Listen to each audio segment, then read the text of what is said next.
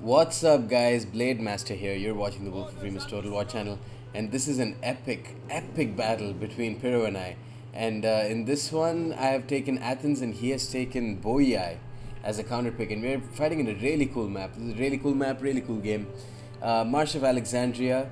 A marsh separates the two deployment zones, so it slows down his units. You can see he's brought a whole bunch of cav. Let's take it a bit slower. Let's take a chill pill, man. And let's discuss what build I've brought. Since I've gone with Athens, I've decided to not take any cav. Instead, I'm going to make up for this by bringing a whole bunch of spears. I brought a total of 5 skirmishers, including 2 Rhodian slingers on the sides, and 3 mercenary Cretan archers up in the middle. Let's see if we can take a better look here. So there's my 5. And then I've got a Thorax Hoplite Gen, a couple of picked Hoplites, and another Thorax Hoplite covering my front line. In hindsight, it would have been such a smarter move if I just put my picked Hoplites unit as my general. That was just stupid of me. Anyways, I brought a Militia Hoplite all the way up in front. Behind all my lines are 4 total Thorax Swords, a couple of Militia Hoplites over there too. And then my Thureos Spears are going to perform the function of cav support here. So since my entire deployment was hidden, he has no idea that my Thureos Spears are over here, and neither does he have an idea that these guys are here too. So I'm going to use the lack of mobility I have and turn it around its head by using some units in hidden strategic positions. So this map allows for a lot of that stuff, and here you can see he's moving his army very peculiarly, and that's actually a very good move on his part, because this is the only tract of dry land that is available which doesn't give your units a speed penalty, I believe. It says that it does. I remember there was one small bit that didn't give his units a speed penalty. Maybe it's just this small area. I don't know. I for sure remember there was. Oh, there we go. I just got it. There we go. I guess he didn't get it completely right. I don't know. So let's take a look at his. Let's take a look away from my blunders. Actually, no, because there's a lot of action that's going on here. My Thureos Spears got unhidden. He managed to find them out, and now he's going to gangbang them with all of his heavy horse. He's brought a bunch of numbers, so we can see he's brought 4 over here, 5, another one over there, and we can't see any of his cav on the other side, but I could be assured by this point that he did bring a lot of cav. I put these guys onto box or square formation, and now they won't suffer any morale penalties, and they are very strong units against cav as long as you manage their morale, and that formation should do the trick. Here, Militia Hoplite is going to cover my mercenary Rhodian Slinger, who's going to start firing up on this blob. Here I can see some more of his skirmishers, and now I can take a look at his. He's got a lot of Celtic bowmen, who are not going to be of much threat to any of my units, and on top of that, my Thorax Hoplites are partially covered by woods. Here we can see him trying to maneuver his heavy horse, and I'm going to have to micro my militia units very well. One thing that's helping me in my favor is I can't see any of his cav on the other side, except one which is on the other side of the marsh. Here I catch one of his heavy horse on the rear, or was it on the flank? No, it was just a frontal shot. I was going to gangbang them with the other Militia Hoplite unit, but they managed to pull through just in time, and now he's got one heavy horse that's bearing down on my Rhodian Slingers. These guys are done. Rhodian Slingers have very low defense against cav charges. They're very good in skirmish and skirmish battles, but besides that, not really. Here I'm putting one of my Militia Hoplites to form a quasi-box, more of a wedge than anything else, and I'm also bringing my Thureos Spears into the forefront to start showering them with some javelins.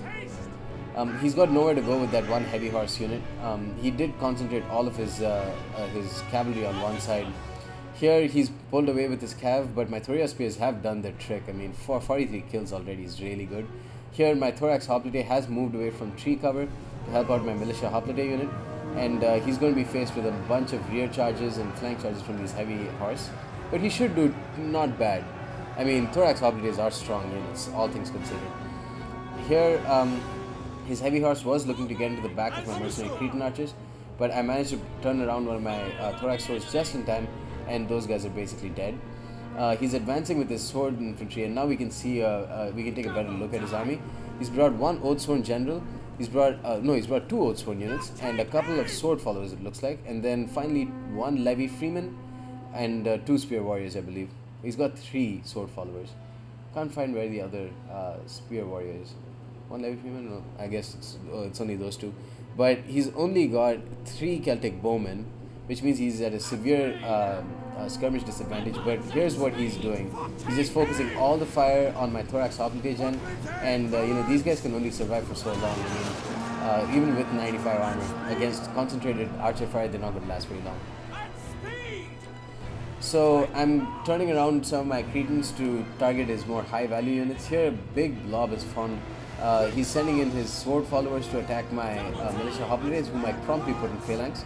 Now all the while I'm going to get mercenary Rhodian fire and Cretan fire, and his general is going to pass into this blob as well, which I don't think it was the best move at the time. I have some pretty serious gaps that he could have taken advantage of, and he tried to take advantage of that with his heavy horse, but I managed to turn around my thorax horse just in time, and my thorax hoplites, I guess. So I managed to catch them in the front, and he does minimal damage to my mercenary Cretans.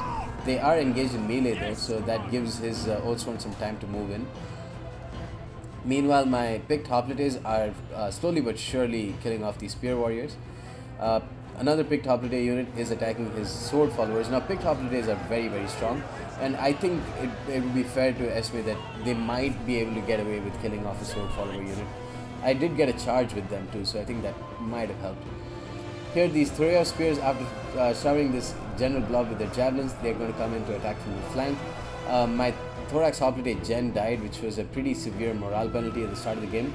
But luckily, I have a lot of my units intact. And here, these mercenary Rhodian slingers are just going to tear these old sworn to pieces. I mean, these guys have their asses turned towards them, and asses are not a good place for rocks to land. You can see some of them are dying. Actually, a lot of them are dying now. Old sworn at 88, 86. And one good thing about thorax swords, while they might not do a whole bunch of damage, they will stay for a really, really long time. And so will these picked hoplites. They can be attacked in the rear a bunch of times and they can still win.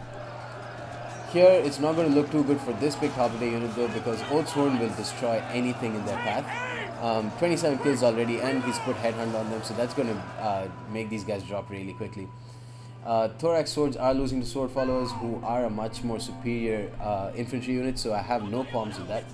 I think my Thorax spears did quite well. I mean, 54 kills isn't great, but I mean, they managed to help out a lot.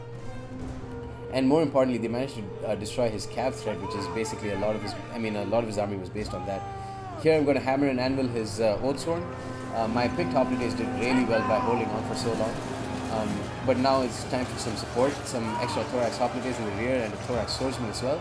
His Celtic bowmen have been doing a bunch of damage, which I haven't noticed. 48, 49 and 32, not bad at all for a unit that costs so less money. These Cretan archers have only got 47 on the other hand. I've put them on skirmish mode now because they're going to get chased off by these sword followers, who are going to change their direction and then hammer and anvil these picked hoplites in turn. Good move, but it's just the strength of these guys. They're going to rout. It's going to take a long time for them to rout, even if they get rear charged. Look at this, steady attack in the rear. They haven't even started shaking or started wavering. Meanwhile, I've finished off this battle, this massacre on the Marsh. Let's take a look at this. Damn, that's a whole bunch of dudes dead.